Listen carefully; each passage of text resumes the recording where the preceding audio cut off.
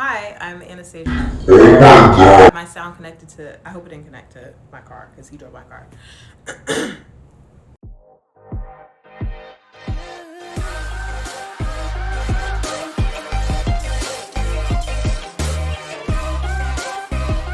Hello and welcome back to my channel. I am Anastasia, the Black Bookworm, and today I am going through YA books that I have read and I would love for my kids to read when they're older. And maybe we'll buddy read them. Maybe we won't. I would love to buddy read with my kids. Do they want to buddy read with me? That's the real question. But in an ideal world, we could read these together. We could yap about what's going on, and hopefully they would enjoy it. I'm trying to go through like and create more lists of books and stuff. I'm not gonna lie, as somebody who is, I don't want to say scatterbrained, but like I'm a mood reader, and when I do read a book, I don't, it's like it has to stick with me for me to fully remember it. I feel like I repeat a lot of books, so bear with me. I'm trying to get better at making lists and being a little bit more intentional about that, but it's not easy for me, but I'm trying to get better, so bear with me. Here are, I get a thumbnail. Here are 5 books that I would love for my kids to read. Oh, the way I stacked them is pretty obnoxious. I'm not even gonna lie, that was kind of, oof, I hated that. That's better. Here are 5 books that I would love for my kids to read, and would love to read it with them. Oh my God, the air turned off. I wonder if you could hear it before. Yikes. If you're wondering about like this environment, then wow, you're really invested. Also, I moved. We moved a month and a half ago. Love it here. I am trying to get used to like, I don't know, finding a cadence again. Just, I've been so off because we had to pack, move. A lot of stuff happened. So I'm trying to get back into the rhythm of things, aka establish a rhythm, because yeah, I love doing YouTube. I want to be more consistent. However, bro, I'm always tired. That's not an excuse. That is an excuse. We're getting better. Granny might be a little bit sleepy on here. I will say I'm trying to do stuff that's like, you know, come on camera as I am. Like church. Come as you are. Meaning, I did not have the energy to put on makeup, but I did want to film. So am I just going to film a video without makeup? Yeah. I don't wear makeup most of the time anyways, so it's fine. It has been a very long time since I've read these books. So with that being said, again, they did stick with me enough for me to pull them off the shelf and tell you that I want my kids to read these books. So there's that. The first book is Excuse Me While I Ugly Cry. I read this, I want to say in like 2022, maybe. But I really enjoyed it. I enjoyed the aspect of like trying to figure out, it's high school, so it feels high stakes of like, oh my gosh, my journal just got out. Everybody's able to read like my personal thoughts. And honestly, even as an adult, that does sound kind of like scary. So I think that this book would be good for like, I think it would be good for my kids to fully understand that even when things go unbearably wrong, because Quinn, who keeps a list of everything, it's in her journal, she loses her journal, Carter helps her to try and find it. I think it's good to show like, you know, one, you don't judge a book by its cover for both of these characters, but also you might be going through something and you'll be okay. And it might it might be a little stressful, might be a little traumatic, but like you will make it out on the other end. And also look at this gorgeous cover. My husband's doing something in the garage and I hear it and it's not silent, so I'm not really a fan of that.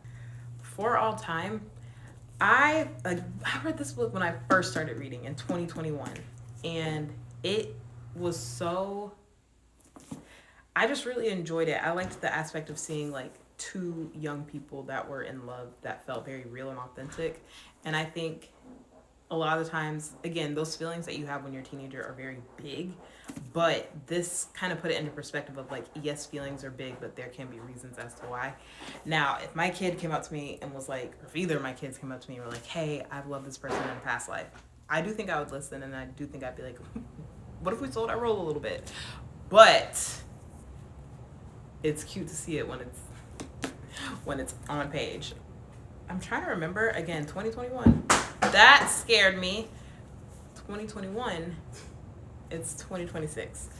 But you see, they're not kids, they're teenagers, but you see them go through some real life things that are hard and should not be discounted. There's illness, there's love, there is not knowing how much time somebody has. Oh my God, for all time. Not even on purpose. But these are real things that people deal with every day. And, you know, if you're fortunate enough, this might not be your reality. However, wanting my kids to see what that looks like. And of course, it's in a way that's like, it's a book. The stakes aren't as high, but exposing them to, I think, a healthy love in a hard situation. White Smoke. I read this also in 2022. Wow, I was really reading in 2022. Some good YA books. I don't do thrillers. I'm not gonna hold you. And there are 2 on this list. That's not my main thing. But I really, really enjoyed this book. And y'all, bless my heart, I cannot remember names. Who saved my life? But this book follows Marigold. She moves into a house with her stepsister and her stepfather, and woo-wee, it was like she thinks the house is haunted. She's trying to figure out what's going on. At the same time, the town that she lives in, like, they're close to a jail, and it talks about the school to prison pipeline, how that disproportionately affects Black men. And I think this would be something that would be educational for my kids to learn, but also in a fun and like kind of scary way. Not scary like scared of the system, but just the thrills that happen in this book.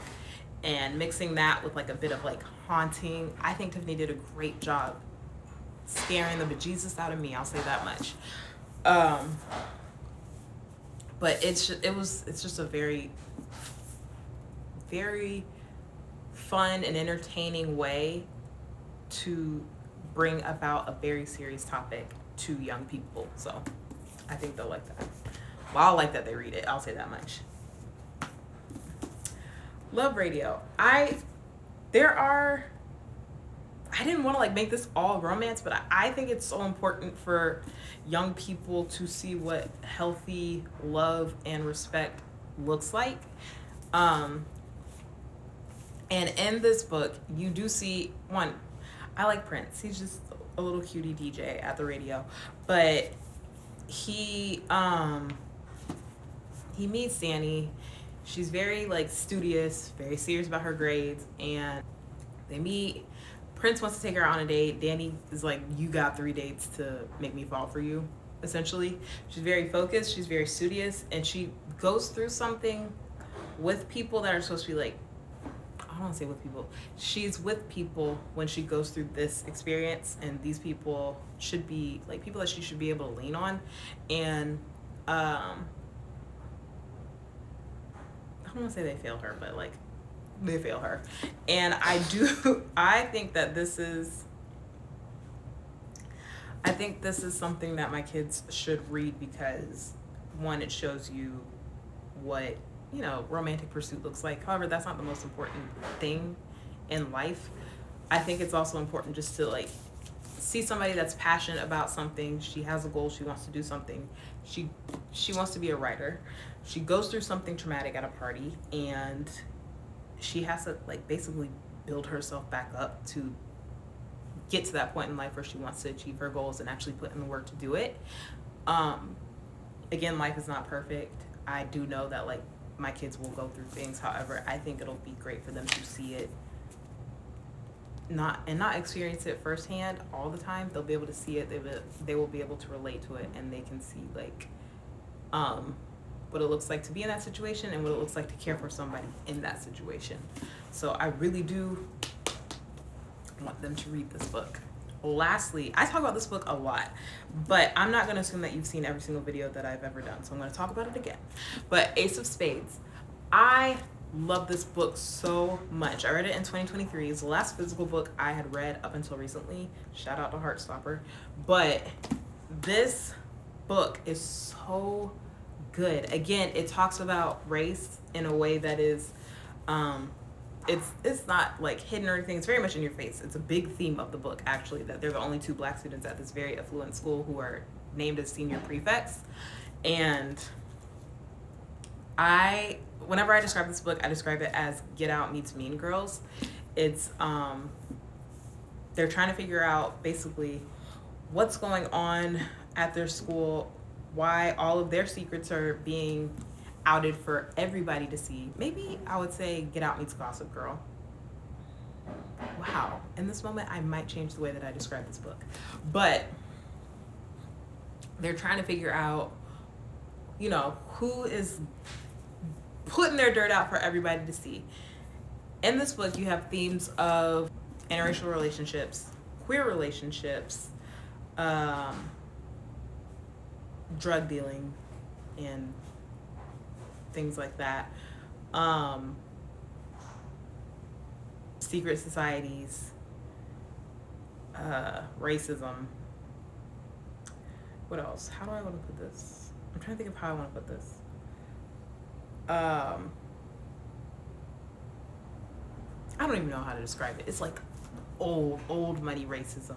Old money racism that's like they're doing things that you ain't ever heard of. It's not the typical like go outside and experience racism where it's like, you know, you can't sit at my counter, you can't drink from my water fountain. Like, no, it's like it's ingrained.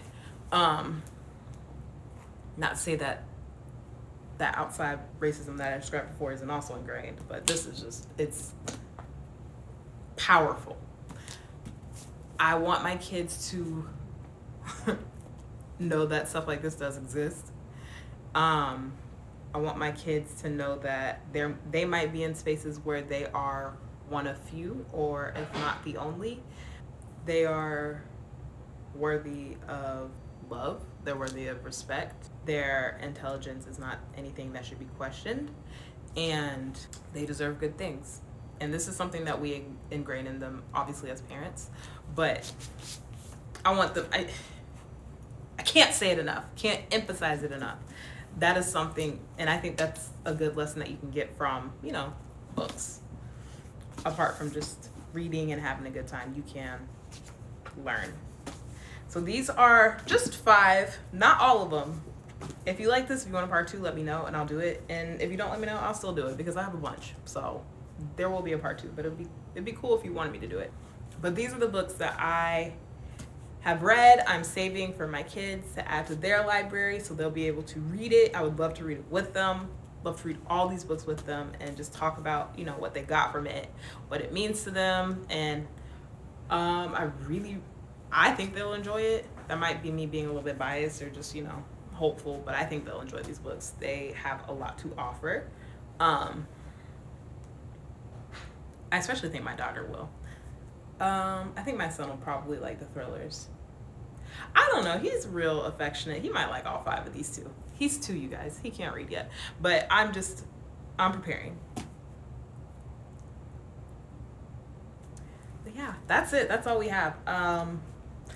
Thank you so much for being here. If you made it to the end, I really appreciate you. I would appreciate you even more if you liked, commented, subscribed, shared this video with somebody that has kids and they're trying to get them into reading.